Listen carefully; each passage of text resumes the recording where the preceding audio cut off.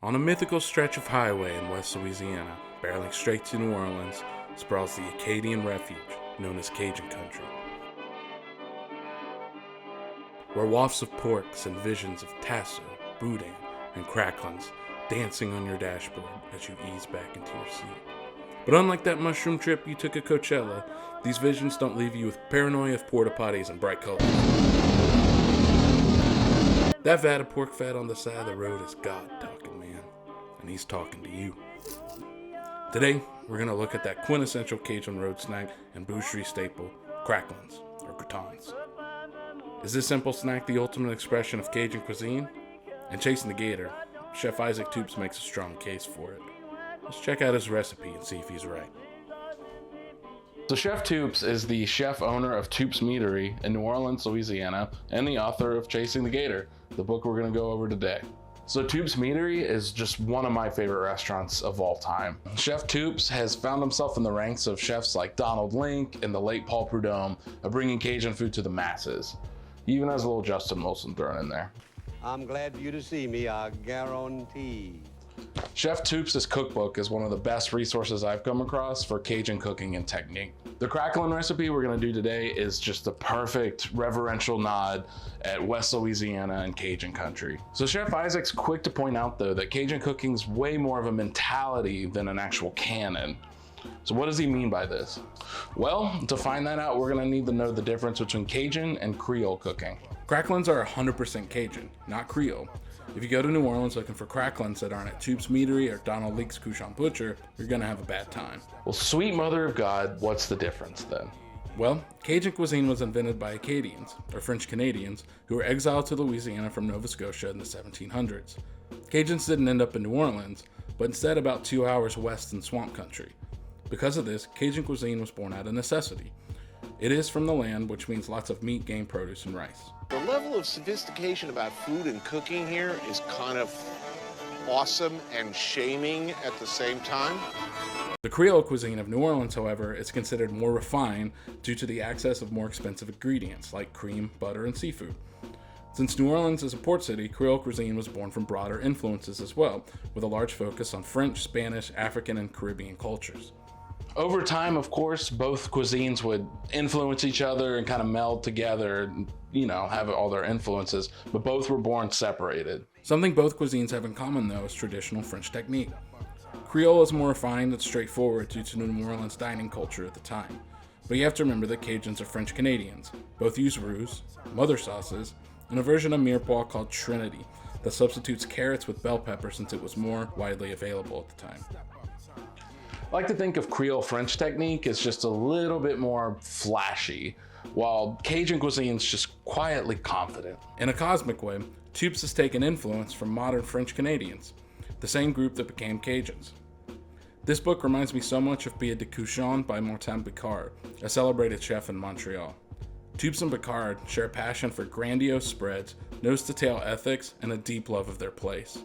So, why is cracklin such a great representation of Cajun food? Well, hunks of fried pork belly on the surface seem unrefined, right? But that quiet confidence of technique really shines through here. There's method and finesse when making cracklins, and a perfect end product is the best way to express this. No sauce or garnishes needed. It also showcases an elevation of a lesser used part of the animal. Cracklin is mostly cited as using pork belly, but it can use pork back and other scrap cuts that have skin, fat, and meat. It's whole hog cooking in the flesh, double pun. And to me, I think the most Cajun shit ever is taking all that technique and history and just eating it in your car. Alright, let's cook this bitch. First, we're gonna cut our pork belly into chunks about 1 1/4 inches wide. You want these to be bite-sized, but keep in mind, the smaller they are, the crispier they'll be. I like them a little bigger so there's a contrast between the meat, fat, and crispy skin. On that note, you cannot make these with skin off pork belly. There must be skin. A cracklin has to have the perfect balance of meat, hot fat, and crispy skin on top. Without the skin, there's no point in making these. The best place to find skin on pork belly? Asian markets. I found these strips in my local Vietnamese grocery. Start with a cold Dutch oven. Add the cold pork belly and the cold lard and turn the heat to medium-high. You want enough lard to cover the pork by about 1 inch. Once it starts melting, You can see where you stand and you can add more if needed. But keep in mind, more lard's going to render off the pork chunks themselves as you cook. You're looking for 240 degrees Fahrenheit as your cook temperature. This isn't deep frying, just a slow cook. Once the fat is rendered, gently separate the pieces. They're going to want to stick together. If you stir too much, the skin will separate from the pieces, which will make a Cajun somewhere very sad. While that's cooking, combine 6 tablespoons of popcorn salt, 3 tablespoons of sugar, 3 tablespoons of granulated garlic, 3 tablespoons of celery salt, 3 tablespoons of chile de arbol, and 3 tablespoons of white pepper. Combine and set aside. Popcorn salt is just regular table salt that's been ground very fine. Popcorn salt sticks to fried foods extremely well and coats the cracklins nicely. In about an hour, when the cracklins are golden brown and the skin starts to blister, take them off heat. Let them sit in the oil and settle down for about 10 minutes. Take them out and put them on a wire rack to drain. Let them cool in the fridge for about 20 minutes. Now, we're going to deep fry the pieces to fried perfection. Take another cold Dutch oven and add the cracklins and peanut oil to cover. Do not reuse the first one. It'll have little pieces of pork and debris floating in it that will burn and become acrid. Set the temp to 380 and fry the cracklins until the skin is puffed. Remove, season liberally with your spice mix, and drain. And there you go, Sha. You just made cracklins. It's amazing how something so small and simple can contain so much complexity. So is Chasing the Gator worth it? Absolutely. This cookbook is one of the better Cajun cookbooks I've ever read.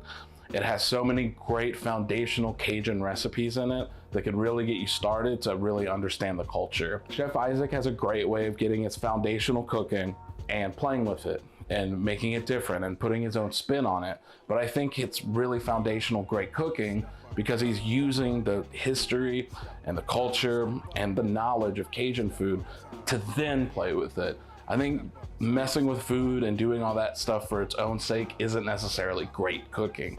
A lot of cooking these days doesn't have any point of view. And I think this book shows Chef Isaac's point of view, his history, and his reverence for his own culture.